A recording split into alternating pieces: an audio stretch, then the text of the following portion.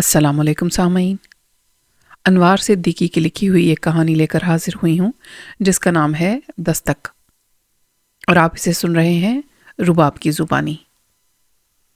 سامعین، آپ سے درخواست ہے کہ اگر آپ نے چینل کو سبسکرائب نہیں کر رکھا تو براہ کرم ضرور کیجیے، اور اگر کہانی کو پسند کریں تو اسے لائک اور شیئر بھی ضرور کر دیا کیجیے۔ آپ کے کمنٹس کا بھی مجھے انتظار رہتا ہے، براہ کرم کمنٹ بھی ضرور دیا کیجیے، اس سے مجھے اندازہ ہوتا ہے کہ آپ کس قسم کی کہانیاں پسند کرتے ہیں۔ شکریہ۔ آئیے کہانی کا آغاز کرتے ہیں۔ رات کے تقریباً کوئی 11 کا عمل رہا ہوگا۔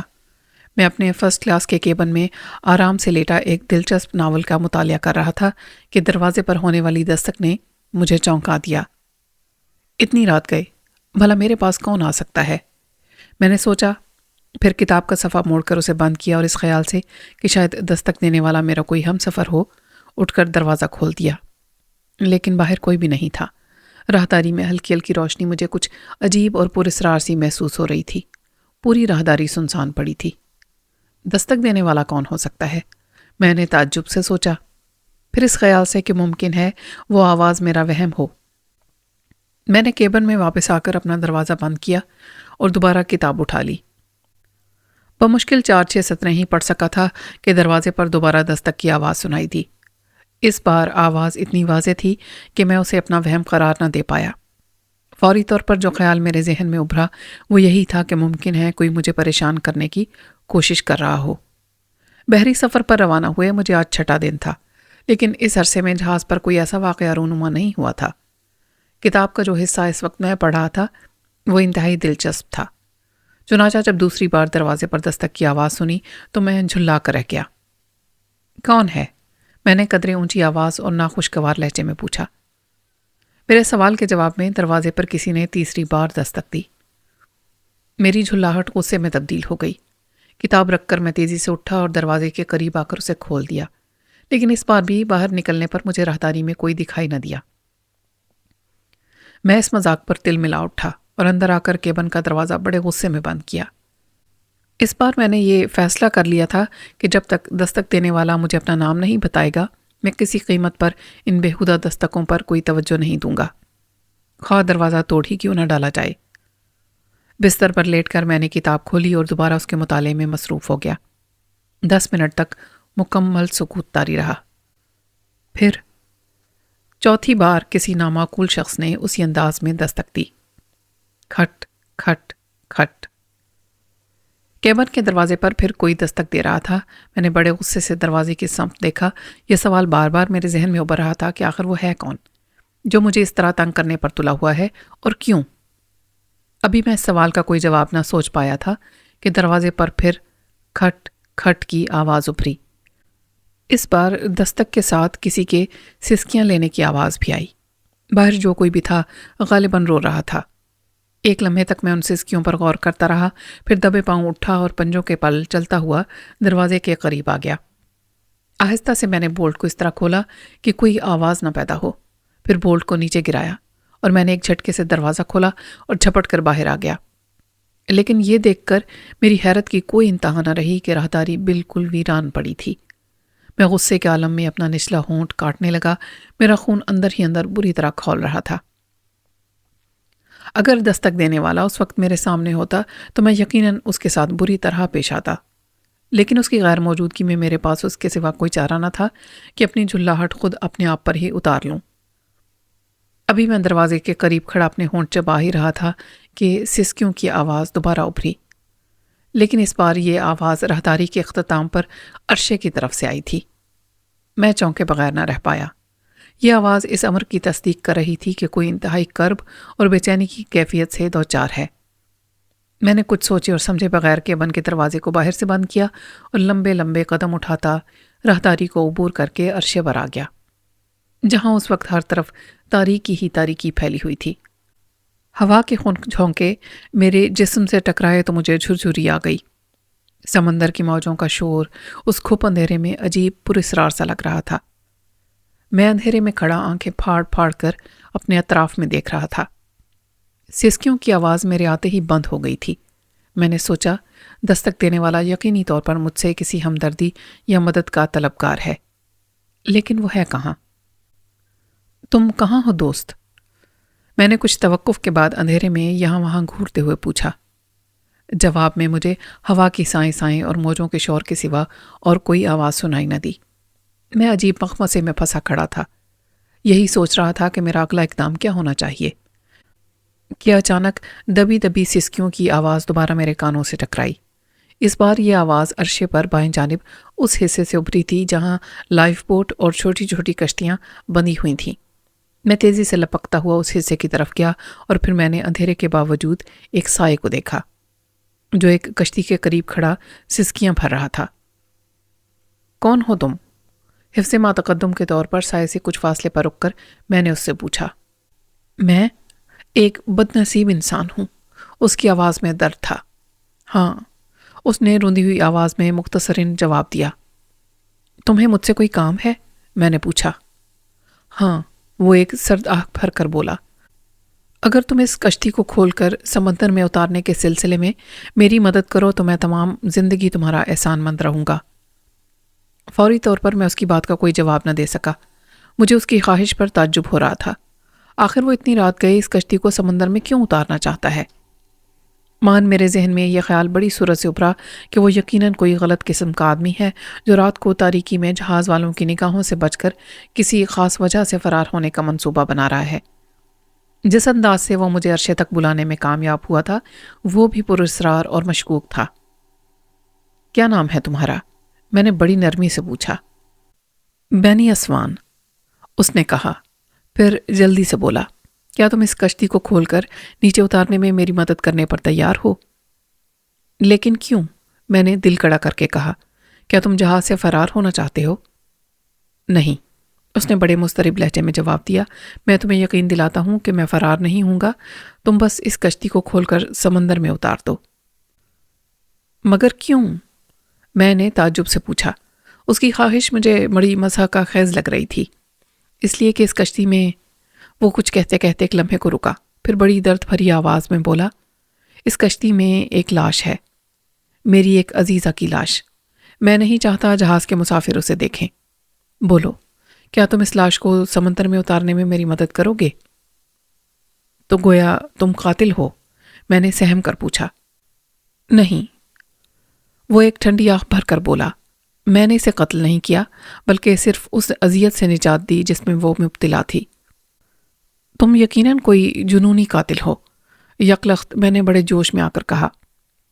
اس سے پہلے کہ تم لاش کو سمندر میں اتار کر اپنے ناپاک منصوبے میں کامیاب ہو، میں تم کو گرفتار کرا دوں گا۔ سنو، اگر تم نے شور مچانے کی کوشش کی یا کسی کو میرے بارے میں بتایا تو تمہارا انجام بھی بڑا عبرتناک ہوگا۔ اس کی آواز میں نہ جانے کیا سحر تھا کہ میں کانپ اٹھا۔ میں نے جواب دینا چاہا لیکن آواز جیسے میرے حلق میں گھٹ کر رہ گئی۔ خوف اور دہشت کے مارے میرے جسم کے تمام رونگٹے کھڑے ہو گئے تھے۔ فضا کی خنکی کے باوجود میرا سارا بدن پسینے میں شرابور تھا۔ پھر میں بڑی تیزی سے گھوما اور اندھا دھند اپنے کیبن کی طرف دوڑنے لگا۔ یکلخت تاریکی میں نے کسی چیز سے ٹھوکر کھائی اور اوندے منہ زمین پر آ رہا۔ غنودگی کی حالت میں مجھے یوں محسوس ہو رہا تھا جیسے میرے گرد بہت سارے افراد جمع ہیں اور شور و غل کی آواز ہر لمحہ بڑھتی جا رہی ہے۔ چند ثانیے تک میں آنکھیں بند کیے اپنے ذہن کی منتشر قوتوں کو یکجا کرتا رہا، پھر ایک دم ہڑبڑا کر آنکھیں کھول دیں۔ کوئی میرے کیبن کے دروازے کو زور زور سے پیٹ رہا تھا۔ میں نے جلدی سے اٹھ کر دروازہ کھول دیا۔ باہر سورج کی روشنی دیکھ کر مجھے پہلی بار احساس ہوا کہ دن خاصا چڑھ آیا ہے اور میں خلاف معمول دیر تک سوتا رہا ہوں۔ تعجب کی دوسری بات میرے لیے میجر رحمان اور اس کی خوبصورت بیوی کی موجودگی تھی جو میرے کیبن کے سامنے حیران اور پریشان کھڑے تھے۔ قبل اس کے کہ میں واقعات کے تسلسل کو جاری رکھوں، یہ بتا دینا ضروری سمجھتا ہوں کہ میجر رحمان بحری سفر میں محض 3 روز قبل میرا ہم سفر بنا تھا۔ میرے کیبن سے ملے ہوئے 2 کیبن اس کے تصرف میں تھے۔ ایک میں وہ اپنی نوجوان حسین و جمیل بیوی ریحانہ کے ساتھ مقیم تھا اور دوسرا کیبن اس کی سالی فرزانہ اور 2 لڑکوں انجم اور پرویز کے لیے وقف تھا۔ انجم کی عمر 7 سال تھی اور پرویز 5 سال کا تھا۔ پہلی بات جو میرے لیے مختصر سے خاندان کی طرف توجہ کا باعث بنی وہ تھی ریحانہ اور فرزانہ کی حیرت انگیز مشابہت۔ دونوں ایک دوسرے سے بہت ملتی جلتی تھیں۔ چہرے کے سلسلے میں بھی دونوں کا ذوق یکساں تھا۔ ایک فرق جو میں نے ان 3 دنوں میں محسوس کیا وہ یہ تھا کہ ریحانہ زیادہ تر سنجیدہ اور اپنے خیالوں میں ڈوبی نظر آتی تھی۔ اس کے برعکس فرزانہ بے حد ہنسمکھ اور ملنسار طبیعت کی لڑکی تھی۔ میجر رحمان کے بارے میں صرف اتنا کہوں گا کہ وہ حد درجہ تنک مزاج اور اکھڑ قسم کا آدمی تھا۔ غیر متعلقہ لوگوں سے ملتے وقت اس کی کشادہ پیشانی ناگواری سے آڑی ترچی سلوٹوں سے بھر جاتی۔ پہلی ملاقات میں نے اس کے بارے میں کوئی اچھی رائے قائم نہیں کی اور فیصلہ کر لیا تھا کہ آئندہ اس سے الگ تھلگ ہی رہا کروں گا۔ چنانچہ اس وقت جب میں نے اپنی کیبن کے دروازے پر ریحانہ کے ساتھ اسے دیکھا تو اپنے چہرے سے کسی خوشی کا اظہار کرنے کے بجائے اسے وضاحت طلب نظروں سے گھورنے لگا۔ مسٹر طارق، میں اس وقت آپ کے آرام میں مخل ہونے کی معافی چاہتا ہوں، لیکن کیا آپ نے فرزانہ کو دیکھا ہے؟ میجر نے بوکھلائے ہوئے لہجے میں پوچھا۔ جی نہیں، میں نے جان بوجھ کر خشک انداز میں کہا۔ اگر آپ دستک دے کر مجھے بیدار نہ کرتے تو شاید میں ابھی مزید کچھ دیر سویا رہتا۔ رات سے میری طبیعت کچھ ٹھیک نہیں ہے۔ پھر وہ گئی کہاں؟ میجر نے خلا میں گھورتے ہوئے اپنے آپ سے کہا۔ اس کے چہرے پر پھیلی ہوئی جھلاہٹ اس بات کی ترجمانی کر رہی تھی کہ وہ کسی ذہنی الجھن کا شکار ہے، اور وہ الجھن یقینی طور پر فرزانہ کی ذات سے وابستہ تھی، جس کے بارے میں مجھ سے دریافت کیا گیا تھا۔ میں نے جان بوجھ کر میجر کی الجھن کا کوئی نوٹس نہیں لیا اور واپسی کے ارادے سے پلٹنا ہی چاہتا تھا کہ ریحانہ نے مجھے مخاطب کر کے کہا، مسٹر طارق، میری بہن فرزانہ اچانک نہ جانے کہاں گم ہو گئی ہے۔ ہم لوگوں نے اسے تلاش کرنے کی تمام کوششیں کر ڈالیں، لیکن اس کا کوئی سراغ نہیں ملا، اور اب آپ نے اپنی بہن کو تلاش کرنے کی خاطر سب سے پہلے میرے کیبن کا انتخاب کیا ہے، میں نے قدرے ترش لہجے میں جواب دیا۔ آپ غلط سمجھ رہے ہیں طارق صاحب، ریحانہ نے جلدی سے کہا۔ ہم نے ایک پڑوسی کے رشتے سے آپ کو اپنی پریشانی میں شریک کرنے کا فیصلہ کیا تھا، ورنہ ہمیں خدا نخواستہ آپ پر کسی قسم کا شبہ نہیں ہے۔ بات چونکہ ایک لڑکی کی ہے اس لیے ہم اس کی تشہیر سے ڈر رہے ہیں۔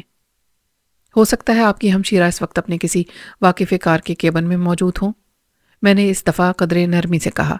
کیا آپ نے اپنے واقف کاروں سے دریافت کر لیا ہے؟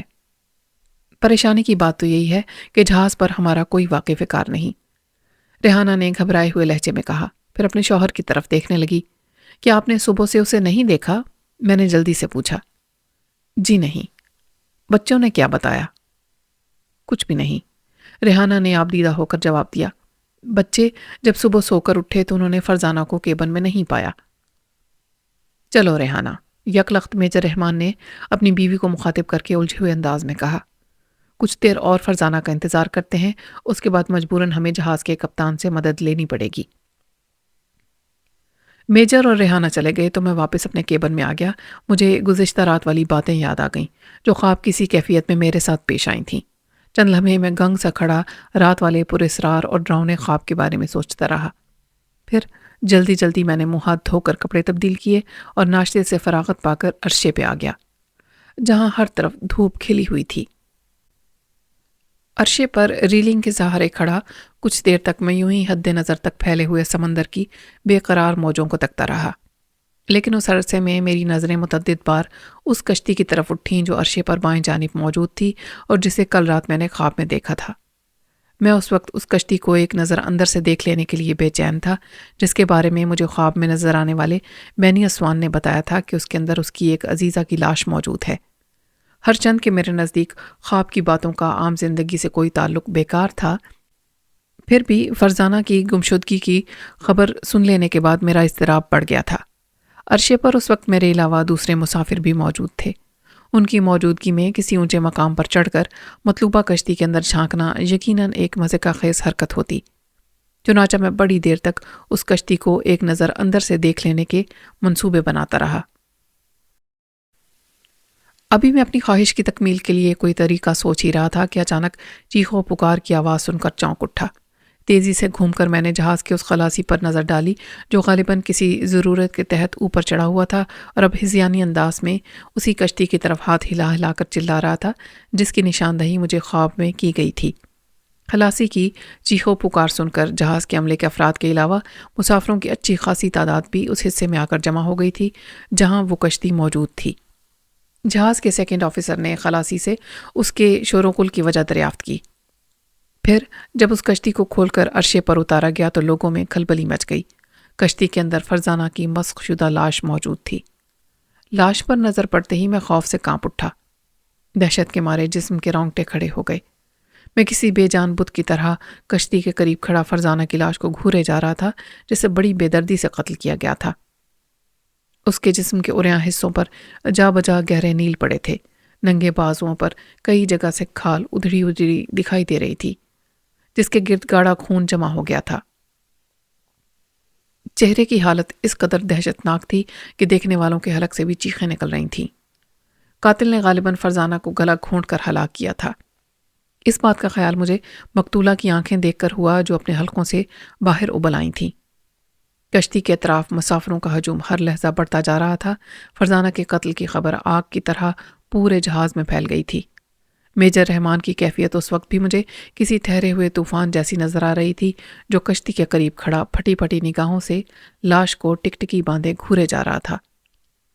البتہ ریحانہ کی حالت قابل رحم تھی۔ بہن کی لاش کو دیکھ کر وہ پچھاڑے مار رہی تھی۔ جہاز کی چند مسافر خواتین نے اگر بر وقت اسے سنبھال نہ لیا ہوتا تو عین ممکن تھا وہ بھی کشتی سے سر ٹکرا کر اپنی جان دے دیتی۔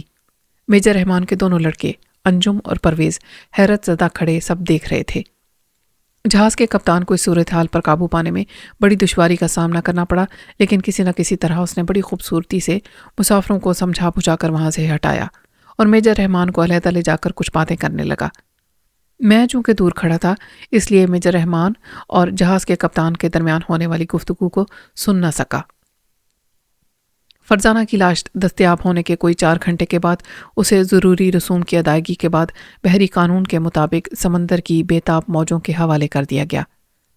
جس وقت لاش کو نیچے اتارا جا رہا تھا اس وقت میجر رحمان نے ریحانہ کو بازوؤں سے تھام رکھا تھا، مبادا کہ وہ فرط غم سے سمندر میں چھلانگ نہ لگا دے۔ 2 روز تک شب و روز جہاز کا عملہ فرزانہ کے پراسرار قتل کے سلسلے میں تحقیق اور تفتیش میں مصروف رہا، لیکن کوئی قابل توجہ بات ان کے علم میں نہ آ سکی۔ ان 2 دنوں میں میرے ذہن میں ہر وقت یا تو بینی اسوان کا نام گونجتا رہا یا پھر فرزانہ کے قتل سے پہلے رات کو میں نے جو بھیانک خواب دیکھا تھا اس کے مناظر میری آنکھوں کے گرد گردش کرتے رہے۔ اپنے طور پر میں نے جہاز پر موجود مسافروں کے ناموں کی وہ فہرست بھی دیکھ ڈالی جو عملے کے ایک ذمہ دار افسر کے پاس موجود تھی، لیکن بینی اسوان کا نام مجھے کہیں دکھائی نہ دیا۔ میں نے سوچا ہو سکتا ہے قاتل نے مجھے اپنا نام غلط بتایا ہو۔ 1-2 بار میرے ذہن میں یہ خیال بھی ابھرا کہ تنہائی میں ریحانہ سے مل کر بینی اسوان کے بارے میں دریافت کیا جائے، لیکن ہمت نہ ہوئی۔ ایک تو اس کی وجہ یہ تھی کہ میجر رحمان ہر وقت سائے کی طرح اس کے ساتھ لگا رہتا، اور دوسری وجہ یہ تھی کہ بینی اسوان کے وہ جملے اب تک میرے ذہن میں محفوظ تھے جو اس نے خواب کی کیفیت میں مجھ سے کہے تھے۔ سنو، اگر تم نے شور مچانے کی کوشش کی یا کسی کو میرے بارے میں بتایا تو تمہارا انجام بھی بڑا عبرتناک ہوگا۔ میں اپنے کیبن میں بیٹھا انہی پریشان خیالات میں الجھا ہوا تھا کہ اچانک دروازے پر ہونے والی دستک نے میرے خیالات کا شیرازہ منتشر کر دیا۔ میں نے دھڑکتے ہوئے دل کے ساتھ اٹھ کر دروازہ کھول دیا۔ طارق صاحب، میرے شوہر کی حالت اچانک بہت خراب ہو گئی ہے، اگر زحمت نہ ہو تو آپ جہاز کے ڈاکٹر کو بلا دیں۔ میں ابھی ڈاکٹر کو لے کر آتا ہوں، میں نے ریحانہ کے سوگوار حسن کو دیکھتے ہوئے کہا، پھر قدم بڑھاتا ہوا تیزی سے ڈاکٹر کے کیبن کی طرف چلا گیا۔ 5 منٹ کے بعد ڈاکٹر کو ساتھ لیے میجر رحمان کے کیبن میں داخل ہوا جو اپنے بستر پر آنکھیں بند کیے لیٹا تھا۔ پہلی نظر میں اسے دیکھ کر یہی اندازہ ہوتا تھا کہ وہ برسوں کا مریض ہے۔ اس کے چہرے پر زردی پھیلی ہوئی تھی، آنکھوں کے گرد سیاہ حلقے نمایاں ہو گئے تھے اور سانس رک رک کر چلتا ہوا محسوس ہو رہا تھا۔ میجر کی یہ حالت دیکھ کر مجھے سخت حیرت ہوئی، اس لیے کہ جب دوپہر میں نے اسے ڈائننگ ہال میں دیکھا تھا تو وہ بے حد تندرست اور توانا دکھائی دے رہا تھا۔ اس کے بھرے بھرے چہرے پر چھلکنے والی سرخی میرے لیے قابل رشک تھی، لیکن اس وقت اس کا چہرہ ہلدی کی طرح زرد تھا۔ جہاز کے ڈاکٹر کے چہرے پر بھی میں نے الجھن دیکھی تھی۔ بہرحال ڈاکٹر بڑی توجہ سے اس کا معائنہ کرتا رہا اور میں اس کے قریب کھڑا اس کی ایک ایک حرکت کا بغور جائزہ لیتا رہا۔ معائنے سے فارغ ہو کر ڈاکٹر نے فوری طور پر میجر رحمان کو ایک انجیکشن لگایا، پھر ضروری دوائیں لکھ کر باہر آ گیا۔ میں بھی اس کے ساتھ باہر آ گیا تھا۔ ڈاکٹر، میں نے کچھ دور آنے کے بعد اسے مخاطب کیا، میجر رحمان کی زندگی کو کوئی خطرہ تو نہیں؟ میرا خیال ہے وہ چند گھنٹوں سے زیادہ زندہ نہ رہ پائے گا۔ ڈاکٹر چلتے چلتے یکلخت رک گیا اور تشویش بھرے لہجے میں بولا، آج تک میری نظروں سے کوئی ایسا مریض نہیں گزرا جس کے جسم کا سارا خون محض چند گھنٹوں میں یوں خشک ہو گیا ہو یا غائب ہو گیا ہو۔ میں سمجھا نہیں ڈاکٹر، میں نے ڈاکٹر کو حیرت بھری نظروں سے گھورتے ہوئے پوچھا۔ ابھی 3 گھنٹے پہلے کی بات ہے، جب میں نے میجر کو کھانے کی میز پر دیکھا تھا اس وقت وہ اچھا خاصا تھا، لیکن اب یوں لگتا ہے جیسے کسی نے اس کے جسم سے سارا خون نچوڑ لیا ہو۔ کیا میجر کو بچانے کی کوئی صورت نہیں ہے؟ میں نے جلدی سے پوچھا۔ صرف ایک صورت ہے، اسے کافی مقدار میں خون فراہم کیا جائے، لیکن کیا ڈاکٹر کی خاموشی نے نہ جانے کیوں میرے دل کی دھڑکنیں تیز کر دیں۔ ہمارے پاس اتنا خون موجود نہیں جو میجر کی زندگی بچا سکے۔ قبل اس کے کہ میں ڈاکٹر کی بات کا کوئی جواب دیتا، میرے کانوں میں ریحانہ کی گھبرائی ہوئی آواز آئی۔ میں نے تیزی سے پلٹ کر دیکھا، وہ اپنے کیبن کے دروازے کے قریب کھڑی مجھ سے کہہ رہی تھی، جلدی آئیے مسٹر طارق، میرے شوہر کو نہ جانے کیسا دورہ پڑا ہے۔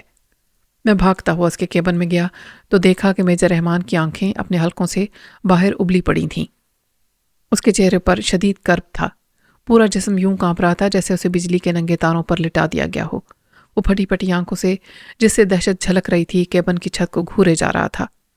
اچانک اس کے حلق سے بے ربط جملے ٹوٹ ٹوٹ کر نکلے، چلے جاؤ تم ناپاک گندے وجود، میں تمہیں شوٹ کر دوں گا، مردود، چھوڑ، خدا کے لیے چھوڑ مجھے، آہ۔ میں عجیب ششوپن میں مبتلا تھا، سمجھ میں نہیں آ رہا تھا کہ کیا کروں۔ میرے قریب ہی جہاز کا تجربہ کار ڈاکٹر بھی موجود تھا، لیکن اس سے پیشتر کہ ہم میجر کو پڑنے والے اس دورے کا تدارک کرتے، وہ کسی زندہ لاش کی طرح اکڑ کر کھڑا ہو گیا۔ ریحانہ خوف کے مارے چیخ پڑی۔ ڈاکٹر سہمے ہوئے انداز میں دور ہٹ گیا۔ میرے وجود پر ایک نامعلوم سی دہشت طاری ہو رہی تھی۔ ہمارے دیکھتے ہی دیکھتے میجر کے اکڑے ہوئے جسم نے 2-3 شدید جھٹکے کھائے، پھر وہ اوندے منہ زمین پر گر پڑا۔ ڈاکٹر نے آگے بڑھ کر اس کی نبض ٹٹولی، ایک نظر مجھ پر ڈالی، پھر بستر کی چادر اتار کر میجر کے اوپر ڈال دی۔ گویا یہ اس بات کا اعلان تھا کہ میجر کی روح اس کے قفس عنصری سے پرواز کر چکی ہے۔ ریحانہ میرے قریب کھڑی اب تک خوف سے کپ کپ آ رہی تھی، لیکن جب اسے حالات کی نوعیت کا احساس ہوا تو وہ ہذیانی انداز میں چیختی ہوئی اپنی شوہر کی لاش سے لپٹ گئی اور رونے لگی۔ اسی روز رات کی تاریکی میں میجر رحمان کی لاش کو بھی ضروری رسوم کے بعد ایک چرمی تھیلے میں بند کر کے سمندر کی بے چین لہروں میں چھوڑ دیا گیا۔ فرزانہ اور اس کے بعد میجر رحمان کو پیش آنے والے اس اندوہناک حادثے کو 3 روز گزر چکے تھے۔ ریحانہ نے پرویز اور انجم کو اپنے کیبن میں رکھ لیا اور دوسرا کیبن خالی کر دیا۔ ان دونوں حادثات کی وجہ سے وہ ہر وقت سہمی سی دکھائی دیتی تھی۔ اپنے دونوں بیٹوں کو وہ ایک پل کے لیے بھی اپنی نگاہوں سے دور نہ ہونے دیتی اور سر شام ہی انہیں اپنے کیبن میں بند کر کے بیٹھ جاتی۔ جہاز پر میرے سوا وہ کسی اور سے واقف نہیں تھی، چنانچہ جب بھی کوئی موقع ہاتھ آتا میں اسے جھوٹی تسلیاں دے کر بہلانے کی کوشش کرتا رہتا۔ ایک بات جو ہر وقت میرے ذہن میں کل بلاتی رہتی وہ بینی اسوان کی شخصیت تھی، جو محض ایک بار خواب کی کیفیت میں میرے سامنے آئی تھی۔ میں جاننے کے لیے بے چین تھا کہ آخر وہ کون ہے، فرزانہ کی موت سے اس کا کیا تعلق تھا اور میجر کی موت سے اسے کس قسم کی تسکین حاصل ہوئی تھی۔ ایک بار میرے ذہن میں یہ خیال ابھرا کہ کیوں نہ میں براہ راست ریحانہ سے اس کے بارے میں دریافت کروں، لیکن یہ سوچ کر اپنا ارادہ ملتوی کر دیا کہ اس کا غم ابھی تازہ ہے، ممکن ہے میرے استفسار پر اسے مزید کسی ذہنی صدمے سے دوچار ہونا پڑے۔ دوسرا سبب میری خاموشی کا یہ تھا کہ بینی اسوان نے مجھے اپنے بارے میں زبان بند رکھنے کی سختی سے ہدایت کی تھی اور یہ باور کرانے کی کوشش کی تھی کہ اگر اس سلسلے میں نے زبان کھولی تو اس کے نتائج میرے حق میں خطرناک ثابت ہوں گے۔ لیکن ان تمام باتوں کے باوجود ہمہ وقت میرے ذہن میں یہ سوال کل بلاتا رہتا تھا کہ آخر وہ کون تھا۔ اس وقت جب میں کھانے سے فراغت پا کر کچھ دیر کے لیے آرام کی غرض سے اپنے کیبن میں آیا تو میرے ذہن میں یہی سوال تھا۔ میں نے بہت کوشش کی کہ کسی طرح اس سوال کو ذہن سے چھٹک دوں، لیکن کامیاب نہ ہو پایا۔ واقعات نے جس انداز میں مجھے اس خوفناک کہانی کا جزو بنا دیا تھا، اس سے چھٹکارا پانا شاید میرے بس کی بات نہیں تھی۔ بڑی دیر تک میں اپنے بستر پر لیٹا انہی خیالات میں غرق رہا، پھر نہ جانے کب میری آنکھ لگ گئی اور میں نیند کی آغوش میں سمٹ کر رہ گیا۔ دوسری بار جب میری آنکھ کھلی تو کیبن میں گہری تاریکی مسلط تھی۔ میں نے اٹھ کر لائٹ جلائی، پھر گھڑی دیکھی تو معلوم ہوا میں پورے 7 گھنٹے تک سوتا رہا ہوں۔ اس وقت رات کے 9 بج رہے تھے۔ میں نے منہ ہاتھ دھو کر کپڑے تبدیل کیے، پھر ریکریشن روم تک جانے کے ارادے سے قدم اٹھائے ہی تھے کہ دروازے پر ہونے والی دستک سن کر ٹھٹک گیا۔ ایک لمحے کے لیے میں اپنی جگہ ساکت کھڑا خوف زدہ نظروں سے دروازے کو گھورتا رہا۔ پھر دوسری بار جب دستک ہوئی تو میں نے جلدی سے آگے بڑھ کر دروازہ کھول دیا اور ریحانہ کو تعجب خیز نظروں سے دیکھنے لگا، جو حیران و پریشان سی میرے سامنے کھڑی تھی۔ اس کے چہرے پر خوف اور الجھن کے ملے جلے تاثرات تھے، آنکھوں سے دہشت جھانک رہی تھی اور چہرے پر ہوائیاں اڑ رہی تھیں۔ ریحانہ کو اس حالت میں دیکھ کر فوری طور پر میرے ذہن میں یہی خیال ابھرا کہ وہ یقیناً کسی صدمے کی کیفیت سے دوچار ہوئی ہے۔ چنانچہ میں نے پوچھا، خیریت، آپ کچھ پریشان نظر آ رہی ہیں؟ طارق صاحب، وہ اس کے آگے وہ کچھ کہہ نہ سکی اور اپنے کیبن کی طرف خوف زدہ نظروں سے دیکھنے لگی۔ اس کے چہرے کی رنگت زرد پڑتی جا رہی تھی۔ آپ کے بچے تو خیریت سے ہیں؟ میں نے تیزی سے پوچھا۔ جی ہاں، لیکن وہ پرویز کے سرہانے بیٹھا ہے، ریحانہ نے خوف سے کانپتی آواز میں کہا۔ وہ کون؟ میں نے برجستہ سوال کیا۔ طارق صاحب، مجھے بچا لیجئے، اگر میں نے لپک کر ریحانہ کو اپنے بازوؤں کا سہارا نہ دیا ہوتا تو وہ یقیناً فرش پر گر جاتی۔ کسی شدید صدمے کے زیر اثر وہ بے ہوش ہو گئی تھی۔ میں اسے ہاتھوں پر اٹھائے اس کے کیبن میں آیا تو وہاں کوئی بھی موجود نہیں تھا، حالانکہ ریحانہ نے بھی 1 منٹ پہلے مجھ سے درخواست کی تھی کہ میں اسے اس شخص سے بچا لوں جو اس کے کیبن میں پرویز کے سرہانے بیٹھا تھا۔ ریحانہ کو اس کے بستر میں لٹا کر میں نے دونوں بچوں پر نظر ڈالی جو محو خواب تھے۔ اس خیال کے تحت کہ کہیں کوئی باتھ روم کے اندر نہ چھپا بیٹھا ہو، میں نے وہاں بھی ایک نظر ڈالی، مگر کوئی نظر نہ آیا۔ اس بات کا اطمینان کر لینے کے بعد کہ کیبن میں کوئی شخص موجود نہیں ہے، میں دوڑا گیا اور ڈاکٹر کو ساتھ لے آیا۔ ڈاکٹر نے معائنہ کرنے کے بعد صرف اتنا کہا تھا کہ بے ہوشی کی وجہ کوئی ذہنی صدمہ ہے۔ ریحانہ کو اس نے ضروری دوائیں دیں اور رخصت ہو گیا۔ میں نے باہر آ کر اپنے کیبن کو مقفل کیا، پھر ریحانہ والے کیبن میں آ کر اس کے سرہانے بیٹھ گیا اور اس کے چہرے کو دیکھنے لگا۔ وہ بے ہوشی کی حالت میں بھی سہمی اور خوف زدہ دکھائی دے رہی تھی۔ پھر میرے ذہن میں ایک وسوسے نے سر ابھارا، کہیں ایسا تو نہیں کہ ریحانہ اپنی بہن کی جواں موت اور شوہر کی جدائی کے صدمے سے اپنے ذہنی توازن کو کھو بیٹھی ہو اور بہکی باتیں کر رہی ہو۔ میں بڑی دیر تک اس مسئلے پر غور کرتا رہا۔ 1.5 گھنٹے کے بعد ریحانہ کو ہوش آیا۔ مجھے اپنے قریب بیٹھا دیکھ کر اس کے چہرے پر سکون کی ایک لہر آ کر تیزی سے گزر گئی۔ دوسرے ہی لمحے وہ ہڑبڑا کر اٹھی اور بچوں کی طرف دیکھنے لگی۔ میں اس کی ایک ایک حرکت کا بغور جائزہ لے رہا تھا۔ اس کی آنکھوں میں الجھن کی جھلکیاں دیکھ کر میں نے دبی زبان میں کہا، یہاں میرے سوا اور کوئی نہیں ہے۔ تو کیا وہ چلا گیا؟ آپ کس کے بارے میں پوچھ رہی ہیں؟ وہی بینی اسوان، ریحانہ نے کپکپاتی آواز میں جواب دیا۔ بینی اسوان؟ میرے ذہن میں ایک جھناکا سا ہوا۔ یہ وہی نام تھا جو مجھے پریشان کیے ہوئے تھا۔ ریحانہ کے منہ سے بینی اسوان کا نام سن کر میرے اعصاب میں کھچاؤ سا پیدا ہونے لگا۔ میں نے سوچا، اگر ریحانہ نے بینی اسوان کو اپنے کیبن میں دیکھا تو یقیناً وہ اسی جہاز پر موجود ہے، اور ایسی صورت میں بآسانی اسے تلاش کر کے فرزانہ کی موت اور میجر کے حیرت ناک انجام کے بارے میں باز پرس کر سکتا ہوں۔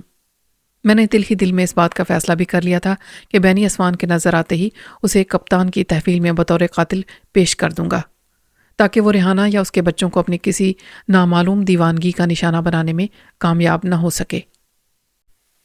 کیا آپ بینی اسوان کے بارے میں مزید کچھ بتانا پسند کریں گی؟ میں نے دبی زبان سے پوچھا۔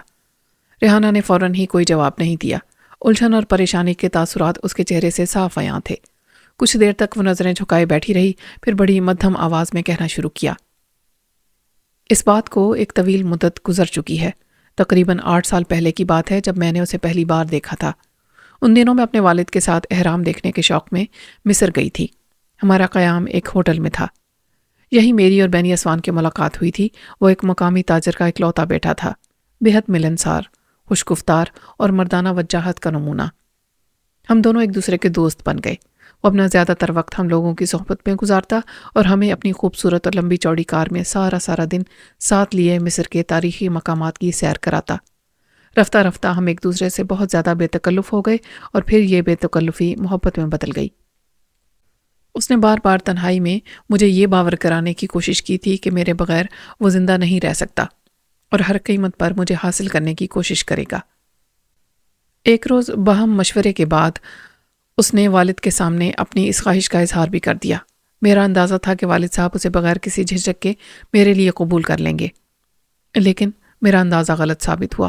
وہ بینی اسوان کی درخواست سنتے ہی آگ بگولا ہو گئے اور بڑی سختی سے اسے یہ کہہ کر دھتکار دیا کہ وہ کبھی مجھ سے ملنے کی کوشش نہ کرے۔ اس کے جانے کے بعد بھی مجھ سے سخت قسم کے الفاظ کہے گئے۔ ہمارا پروگرام مصر کے بعد فرانس جانے کا تھا، لیکن والد صاحب اس واقعے سے کچھ ایسے دل برداشتہ ہوئے کہ دوسرے ہی دن انہوں نے واپسی کے لیے اپنی سیٹ بک کرائی اور مجھے ساتھ لے کر واپس آ گئے۔ ریحانہ نے ایک لمحے کے لیے اپنی یادداشت کو کریدا، پھر ایک سرد آہ بھر کر بولی۔ وطن واپس آتے ہی انہوں نے اپنے ایک قریبی دوست کے لڑکے میجر رحمان سے میری شادی کر دی۔ شادی کے 2 سال تک مجھے بینی اسوان کے متعلق کوئی خبر نہ مل پائی۔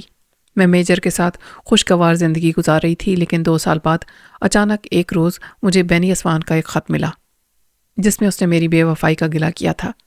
میں نے اس خط کو اپنے شوہر سے چھپائے رکھا اور بینی اسوان کو نہ صرف یہ کہ اپنی شادی کی خبر سے مطلع کیا، بلکہ بڑی سختی سے یہ تاکید کر دی کہ آئندہ وہ مجھ سے خط و کتابت نہ کرے۔ اس کے بعد مجھے بینی اسوان کی کوئی اطلاع نہیں ملی اور نہ ہی اس نے مجھے کوئی دوسرا خط لکھا۔ میں اپنی جگہ مطمئن تھی کہ اب یہ سلسلہ ختم ہو گیا۔ شادی کے 6 سال بڑی ہنسی خوشی سے بیت گئے۔ میرے شوہر کو مجھ پر پورا اعتماد تھا، لیکن یہ اعتماد بھی ایک روز بینی اسوان کی وجہ سے ختم ہو گیا۔ ایک روز میں گھر میں تنہا کام کاج میں مصروف تھی کہ میرے ملازم نے کسی کی آمد کی اطلاع دی۔ یہ سوچ کر کہ آنے والا میرے والد یا شوہر کو کوئی واقف کار ہوگا، میں ملازم کو کام سونپ کر خود باہر آ گئی۔ لیکن جس وقت میں نے آنے والے کو دیکھا تو اچانک گھبرا گئی۔ میرے سامنے بینی اسوان موجود تھا۔ وہ مجھے بے حد کمزور اور لاغر دکھائی دے رہا تھا۔ اس کی آنکھیں حلقوں کے اندر دھنس گئی تھیں۔ اس نے میلے کچیلے کپڑے پہن رکھے تھے۔ سر کے بال، جسے وہ ہمیشہ بڑے سلیقے سے جمانے کا عادی تھا، بری طرح بڑے ہوئے تھے اور جھاڑ جھنکار کی طرح بکھرے ہوئے دکھائی دے رہے تھے۔ اس کے چہرے سے وحشت اور دیوانگی ٹپک رہی تھی۔ کچھ دیر میں ہکا بکا کھڑی اسے گھورتی رہی، پھر بڑی سختی سے میں نے اپنی عمارت سے نکل جانے کا حکم دیا اسے۔ میرا خیال تھا کہ وہ میری بے رخی اور تش جفی دیکھ کر چلا جائے گا اور پھر کبھی واپس نہیں آئے گا، لیکن وہ دیوار سے لگا مجھے گھورتا رہا۔ اس کی آنکھوں میں شکوہ تھا۔ میں اس جٹائی پر اور بھی زیادہ برہم ہو گئی۔ میں نے اسے دھمکی دی کہ اگر وہ فوراً نہ چلا گیا تو میں ملازم کو آواز دے کر بلا لوں گی۔ لیکن قبل اس کے کہ میں اپنی بات کو عملی جامہ پہناتی، میرے والد آ گئے۔ انہوں نے بینی اسوان کو پہچانا تو آپے سے باہر ہو گئے اور اسے دھکے دے کر نکلوا دیا۔ میں خاموشی سے سر جھکائے اپنے کمرے میں آ گئی۔ کچھ دیر کے بعد والد صاحب آئے اور مجھ پر برہم ہونے لگے۔ ان کو شبہ تھا کہ شاید بینی اسوان وہاں میری ایما پر آیا تھا اور میں اس سے اب بھی ملتی رہتی ہوں۔ میں نے والد صاحب کی باتوں کا کوئی جواب نہیں دیا، خاموشی سے سر جھکائے بیٹھی سب کچھ سنتی رہی۔ والد صاحب بہت دیر تک مجھ پر برہم ہوتے رہے۔ پھر انہوں نے نرمی سے مجھے سمجھایا کہ اگر میرے شوہر کو ان باتوں کا علم ہو گیا تو وہ کیا سوچیں گے۔ ریحانہ ایک لمحے کے لیے رکی، پھر اس نے دوبارہ کہنا شروع کیا۔ جس وقت والد صاحب مجھے حالات کی اونچ نیچ سمجھا رہے تھے، اس وقت میرے شوہر بھی آ گئے۔ انہوں نے باہر سے ہی تمام باتیں سن لی تھیں۔ والد صاحب کے کمرے سے چلے جانے کے بعد وہ کمرے میں آئے اور بڑے تلخ لہجے میں بینی اسوان کے بارے میں سوالات کرنے لگے۔ میں نے حتی الامکان انہیں سمجھانے کی کوشش کی، اپنی بے گناہی کا یقین دلانا چاہا، مگر انہیں کسی طرح یقین نہیں آیا۔ اس دن سے ان کے رویے میں تبدیلی آ گئی۔ ان کی محبت جھلاہٹ اور چڑچڑے پن میں تبدیل ہوتی چلی گئی۔ کچھ دنوں میں انہیں ملازمت سے ریٹائرمنٹ کے احکامات مل گئے۔ والد صاحب نے اس موقع سے فائدہ اٹھایا اور کسی طرح میرے شوہر کو اس بات پر رضامند کر لیا کہ وہ مجھے لے کر فرانس چلے جائے، جہاں میری چھوٹی بہن فرزانہ اپنی تعلیم کا آخری سال مکمل کر رہی تھی۔ والد صاحب نے یہ سوچ کر ایسا کیا تھا کہ شاید اس طرح ہم دونوں کے درمیان جو خلیج حائل ہوتی جا رہی تھی وہ ختم ہو جائے گی، لیکن ایسا نہیں ہوا۔ فرانس پہنچ کر میرے شوہر میری بہن فرزانہ میں، جو ہو بہو میری جیسی تھی لیکن زیادہ ماڈرن تھی، دلچسپی لینے لگے۔ انہوں نے صرف اسی پر اکتفا نہیں کیا بلکہ فرزانہ سے یہ بھی کہہ دیا کہ میں آج تک بینی اسوان سے محبت کرتی رہی ہوں۔ میرے اوپر طرح طرح کے الزام تراشے گئے، میری خاموشی کو ہزاروں معنی پہنائے گئے، لیکن میں نے اف تک نہیں کی اور حتی الامکان شوہر کو خوش رکھنے کی صحیح کرتی رہی۔ یہاں پہنچ کر ریحانہ اپنے آنسو ضبط نہ کر پائی۔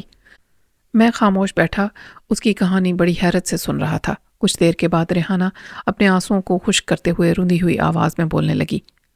آج سے کوئی 15 روز بیشتر مجھے والد صاحب کا خط ملا کہ وہ سخت بیمار ہیں۔ میں نے اپنے شوہر سے واپسی کی درخواست کی تو وہ برہم ہو گئے۔ میں دل پر جبر کر کے خاموش ہو گئی۔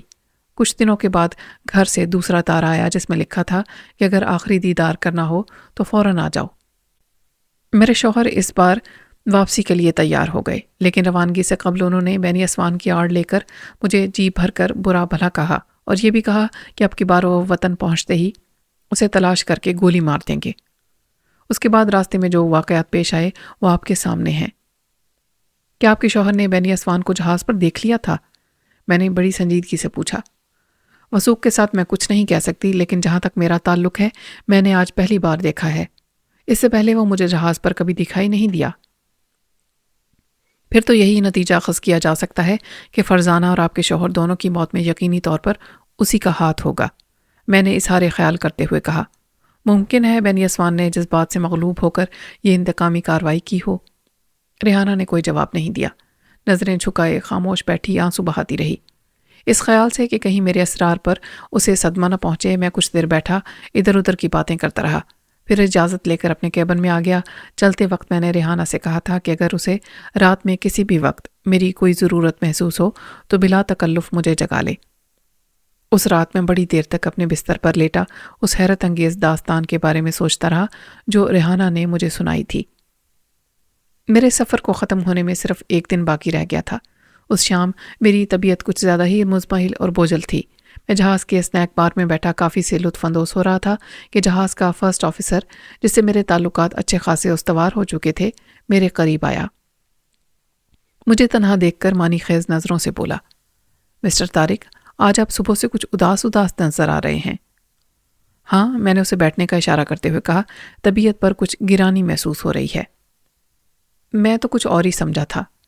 فرسٹ آفیسر، جس کا نام جوزف مارٹن تھا، مجھے گھورتے ہوئے کہنے لگا، کیا مطلب؟ میرا خیال تھا کہ شاید آپ کو ایک حسین ہم سفر کے چھوٹنے کا ملال ہو رہا ہے۔ مارٹن نے مسکراتے ہوئے جواب دیا، پھر قریب سے گزرتے ہوئے بیرے کو بلایا اور اپنے لیے کافی لانے کو کہا۔ تمہارا اشارہ غالباً میجر رحمان کی بیوہ کی طرف ہے، میں نے سرد آب بھر کر جواب دیا۔ لیکن میرے دوست، تم جو کچھ سمجھ رہے ہو وہ غلط ہے۔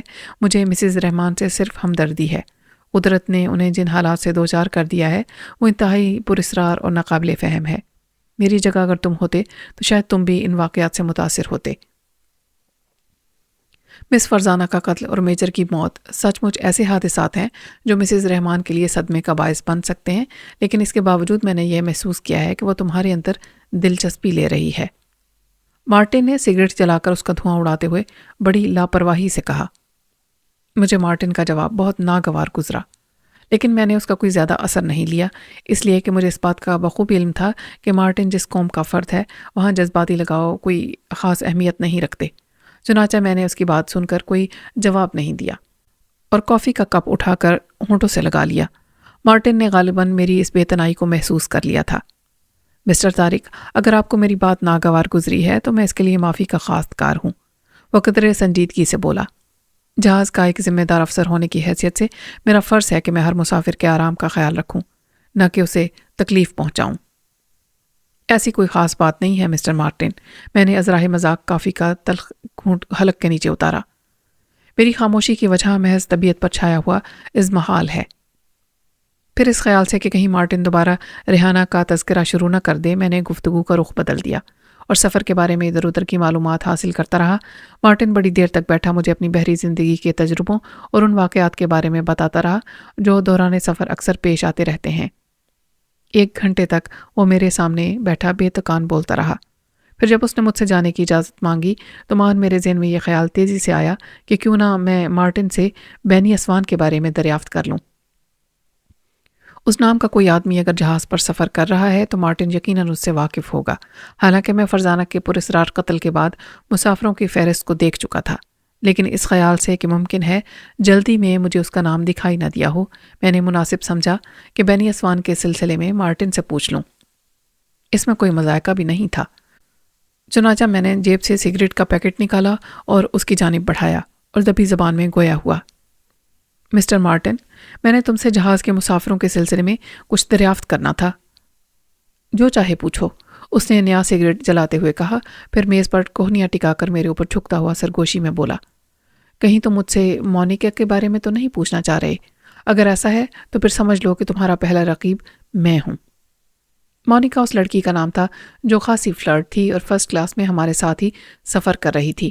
میں نے جہاز کے مسافروں کے علاوہ عملے کے بیشتر افسران کو بھی اس میں دلچسپی لیتے دیکھا تھا۔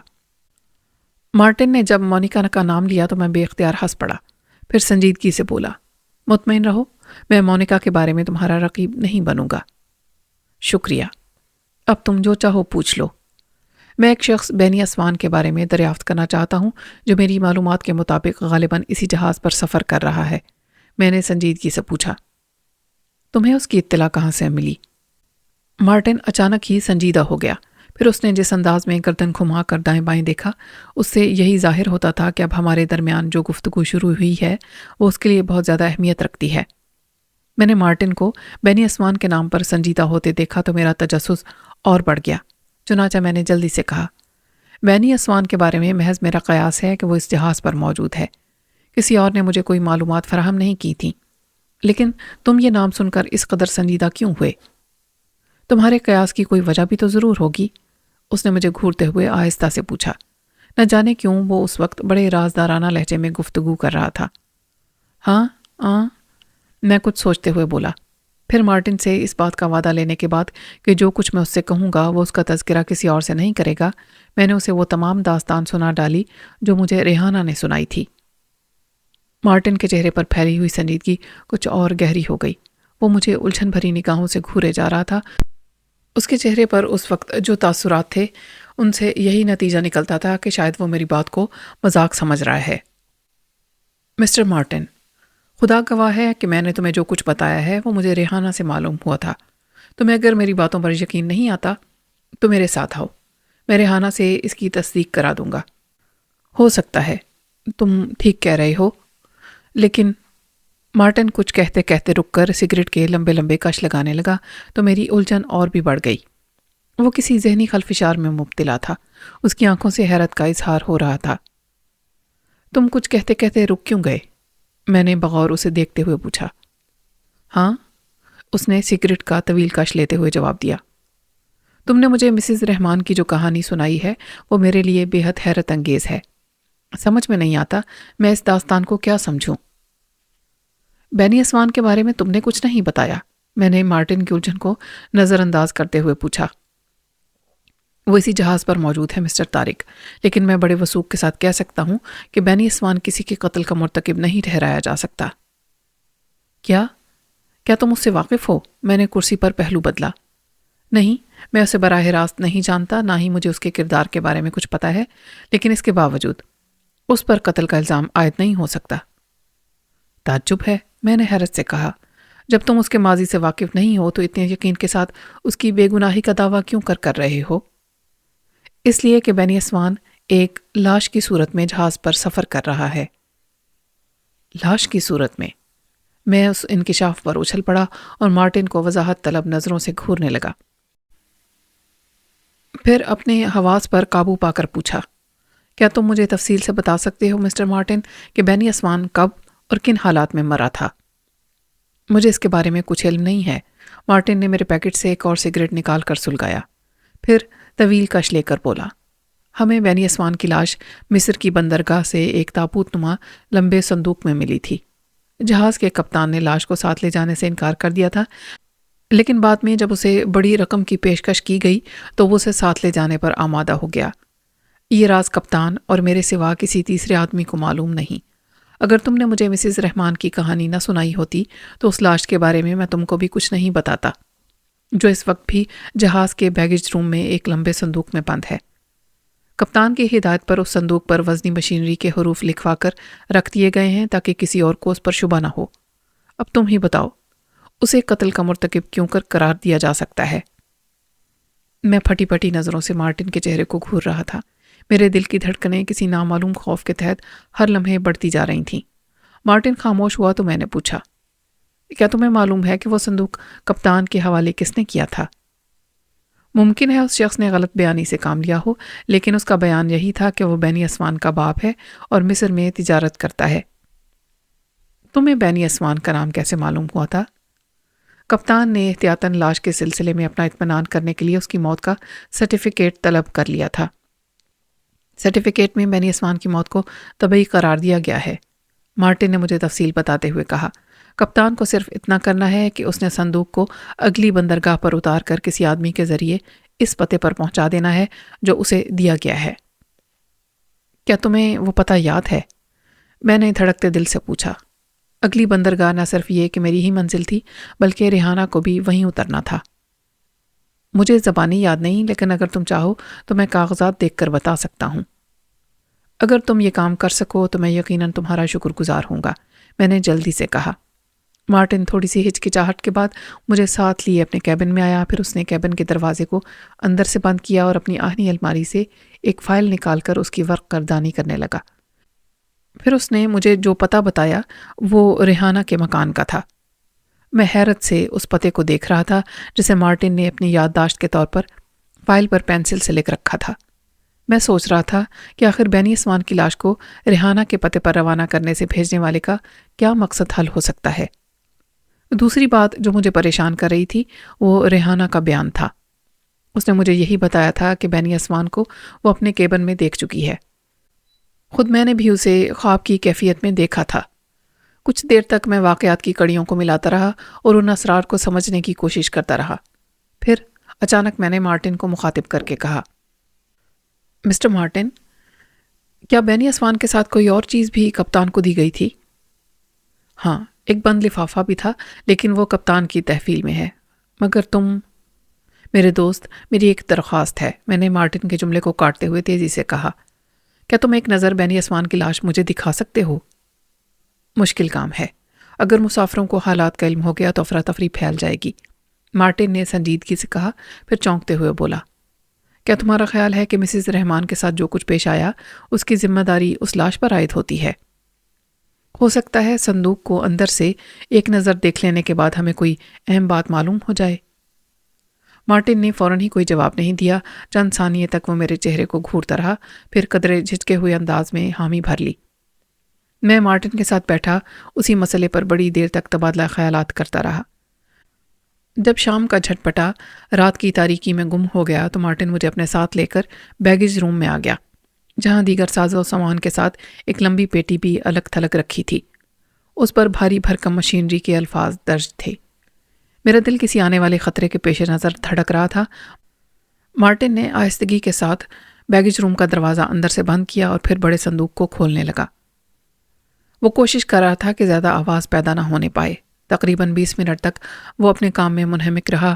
اس عرصے میں میں دروازے سے کان لگائے کھڑا باہر کی سنگن لیتا رہا، مگر میری نظریں بدستور مارٹن کے چہرے پر مرکوز تھیں جو اب صندوق کے ڈھکنے کو آہستہ آہستہ کھول رہا تھا۔ اور پھر صندوق کے کھولتے ہی مارٹن کے چہرے پر خوف اور دہشت کے اثرات پھیل گئے۔ وہ تیزی سے صندوق کے پاس سے پیچھے ہٹا تھا۔ مارٹن کے چہرے کے تاثرات دیکھ کر میرے دل کی دھڑکنیں اور بھی تیز ہو گئیں۔ میں لمبے لمبے قدم اٹھاتا تیزی سے اس کے قریب گیا۔ پھر جیسے ہی میں نے صندوق میں نظر ڈالی، حیرت کے مارے میری آنکھیں پھٹی کی پھٹی رہ گئیں۔ صندوق اندر سے بالکل خالی تھا۔ اس میں سے سندل اور کافور کی تیز خوشبو پھوٹ رہی تھی، بالکل ویسی ہی جیسی تابوت میں سے آیا کرتی ہے۔ میں اور مارٹن دونوں ہکا بکا کھڑے ایک دوسرے کو وضاحت طلب نظروں سے دیکھ رہے تھے۔ مان میرے ذہن کے کسی گوشے میں دستک کی آواز گونج اٹھی، بالکل ویسی ہی جیسی میں کئی بار اپنے کیبن کے دروازے پر سن چکا تھا۔ اچانک میرے دل میں ایک خیال بڑی سرعت سے ابھرا۔ دوسرے ہی لمحے میں بھاگتا ہوا دروازے تک آیا اور اسے کھول کر پھر سے دوڑنے لگا۔ میرا رخ ریحانہ کے کیبن کی طرف تھا۔ میری چھٹی حس کسی خطرے کا اعلان کر رہی تھی۔ ریحانہ کے کیبن کے سامنے پہنچ کر میں ایک لمحے کے لیے رکا، پھر دھڑکتے ہوئے دل سے میں نے دروازہ کھولا اور اندر داخل ہو گیا، لیکن دوسرے ہی لمحے میں نے وہاں جو کچھ دیکھا وہ میرے اعصاب کو جھنجھوڑ دینے کے لیے کافی تھا۔ ریحانہ کی سرد لاش کیبن کے عین درمیان چھت سے بندھی جھول رہی تھی۔ اس کے چہرے پر خوف اور دہشت کے تاثرات اب تک موجود تھے۔ اس کی آنکھیں حلقوں سے باہر ابلی پڑ رہی تھیں۔ انجم اور پرویز کیبن کی فرش پر پڑے تھے۔ قاتل نے ان دونوں معصوم بچوں کی مشقیں اس قدر سختی سے باندھی تھیں کہ ان کے جسموں پر جگہ جگہ نیل پڑ گئے تھے۔ دونوں کے جسم اکڑ چکے تھے، لیکن ان کی پتھرائی ہوئی آنکھیں اس وقت بھی چھت سے لٹکی ہوئی اپنی ماں کی لاش کے چہرے پر مرکوز تھیں۔ اس منظر کو دیکھ کر میں سر تپا لرز اٹھا اور جلدی خود کو سنبھالتا ہوا باہر آ گیا، جہاں مارٹن کھڑا مجھے آوازیں دے رہا تھا۔ میرے چہرے پر نظر پڑتے ہی وہ جلدی سے میرے قریب آیا اور گھبرائی ہوئی آواز میں پوچھا، کیا بات ہے میرے دوست؟ تم بیگیج روم سے دیوانوں کی طرح کس لیے بھاگے؟ اور یہ تمہارے چہرے پر ہوائیاں کیوں اڑ رہی ہیں؟ کسی نے ریحانہ اور اس کے بچوں کو بھی قتل کر دیا ہے، میں نے اپنے خوف پر قابو پاتے ہوئے کہا۔ مارٹن نے میری اطلاع پر کیبن کے اندر جا کر اپنی آنکھوں سے اس خوفناک منظر کو دیکھا، پھر باہر آ کر بکھلائی ہوئی آواز میں بولا، مسٹر طارق، ہم اس حادثے کی اطلاع فوراً کپتان کو دینی چاہیے، لیکن اس سے پہلے یہ ضروری ہے کہ ہم اس صندوق کو دوبارہ بند کر دیں، قبل اس کے کہ کپتان مجھ سے باز پرس کرے۔ میں لرزتے کانپتے قدموں سے مارٹن کے ساتھ بیگیج روم میں آیا، جہاں لمبا صندوق اب تک کھلا پڑا تھا، لیکن ہم دونوں جب اس کے قریب گئے تو ہمارے رہسۂ اوسان بھی خطا ہو گئے۔ آنکھیں مارے حیرت کے کھلی کی کھلی رہ گئیں۔ ہم پھٹی پھٹی نظروں سے اس لاش کو دیکھ رہے تھے جو صندوق کے اندر کفن میں لپٹی لپٹائی بے حس و حرکت موجود تھی۔ مارٹن نے بڑی ہمت کر کے لاش کے سر کے قریب سے کفن تھوڑا سا ہٹا کر مردہ چہرے پر نظر ڈالی، پھر اس بات کی تصدیق کی کہ وہ لاش بینی اسوان کی ہی تھی جسے مصر کی بندرگاہ سے جہاز کے کپتان کے حوالے کیا گیا تھا، اور کپتان نے مارٹن کی موجودگی میں صندوق کو کھلوا کر لاش دیکھی تھی۔ اسے شبہ تھا کہ کہیں لاش کے بہانے کوئی ناجائز چیز اس کے حوالے نہ کی جا رہی ہو۔ اس خیال سے کہ کہیں ریحانہ اور اس کے بچوں کی پراسرار موت کی اطلاع پا کر مسافروں میں خوف و ہراس نہ پھیل جائے، جہاز کے کپتان نے مجھ سے درخواست کی کہ میں اس حادثے کو صرف اپنے تک محدود رکھوں۔ ریحانہ اور اس کے بچوں کی لاش کو آدھی رات گئے چپ چپاتے چرمی تھیلوں میں بند کر کے سمندر کی بے قرار موجوں کے حوالے کر دیا گیا۔ اسی رات میرے اصرار پر کپتان نے مجھے وہ لفافہ بھی دکھایا جو اسے بینی اسمان کے تابوت کے ساتھ ہی منزل مقصود تک پہنچانا تھا۔ میں نے کانپتے ہوئے ہاتھوں سے تہہ کیے ہوئے کاغذ کو کھولا، دھڑکتے دل سے اس تحریر کو پڑھنے لگا جو بینی اسمان کے باپ نے ریحانہ کے والد کے نام لکھی تھی۔ میرے محترم دوست، میں وہ بد نصیب باپ ہوں جو اپنے اکلوتے لڑکے کی لاش کو بھی خود سے جدا کر رہا ہوں۔ میں بینی کی وصیت کے مطابق تمہارے پاس اس غرض سے اس لاش کو بھیج رہا ہوں کہ تم اس کی تجہیز و تکفین کا بندوبست کرو۔ اس خط کے ساتھ ہی میں بینی اسمان کی تمام جائیداد منقولہ و غیر منقولہ کے کاغذات بھی تمہیں روانہ کر رہا ہوں۔ میرے بد نصیب بچے کی خواہش تھی کہ یہ تمام جائیداد اس کے مرنے کے بعد تمہاری بیٹی ریحانہ کے نام کر دی جائے۔ ویسے تو بینی اسمان اسی دن مر گیا تھا جب تم نے ریحانہ کے ساتھ اس کے رشتے کو مسترد کر دیا تھا۔ بینی کے سلسلے میں تمہارا سلوک کس قدر ناروا اور ظالمانہ رہا ہے شاید تم اس کا اندازہ نہ کر سکو۔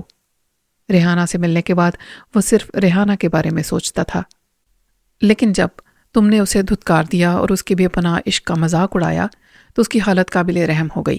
وہ دیوانوں کی طرح دیواروں سے سر پھوڑتا رہا۔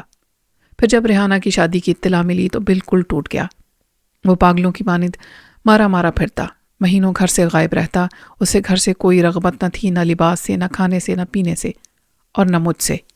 آخری بار جب وہ کئی ماہ غائب رہنے کے بعد واپس آیا تو 2-4 روز تک وہ اپنے کمرے میں بند رہا، پھر اس نے اپنی وحشتوں سے تنگ آ کر خودکشی کر لی۔ مجھے اس کی لاش پر سے جو خط ملا اس میں میرے حرما نصیب بچے نے اسی خواہش کا ذکر کیا تھا کہ میں اس کی لاش کو آخری رسوم کے لیے تمہارے رحم و کرم پر چھوڑ دوں۔ مجھے اپنے بچے کی اس وصیت کو پورا کرنے کے لیے اس کی موت کو اپنے عزیز و اقارب سے بھی چھپانا پڑا۔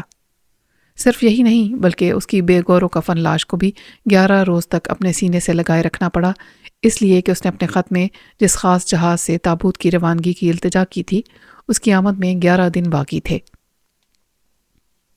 چنانچہ مجھے مصالوں کے ذریعے لاش کو محفوظ کرنا پڑا۔ بہرحال اب میں اپنے جگر گوشے کو تمہارے سپرد کر رہا ہوں اور ہاتھ جوڑ کر یہ درخواست کرتا ہوں کہ تم اس کی لاش کے ساتھ کوئی ناروا سلوک نہ کرنا، ورنہ اس کی روح کو کبھی سکون نہیں ملے گا۔ میرے بد نصیب بچے نے اپنے خط میں اس خواہش کا اظہار بھی کیا تھا کہ کاش وہ ریحانہ کے پہلو بہ پہلو دفن ہو سکتا۔ یہ جملہ اس نے کیوں کہا تھا میں نہیں سمجھ سکا، لیکن شاید اسے یہ امید رہی ہوگی کہ اگر وہ زندگی میں اپنی محبت میں ناکام رہا ہے تو ممکن ہے دوسری دنیا میں وہ ریحانہ کو حاصل کر لے۔ کاش تم میرے بچے کی لازوال محبت کی قدر کر سکتے۔ اے کاش۔ بینی کا حرما نصیب باپ۔ اس واقعے کو آج 15 برس بیت چکے ہیں۔ مجھے نہیں معلوم کہ ریحانہ کے باپ نے بینی اسوان کے تابوت اور اس کے جائیداد کے کاغذات کا کیا کیا۔ نہ ہی مجھے اس بات کا کوئی علم ہے کہ جہاز ران کمپنی نے ریحانہ، اس کے شوہر، بچوں اور بہن کی پراسرار موت کے سلسلے میں ریحانہ کے والد کو کیا اسباب بتائے ہیں۔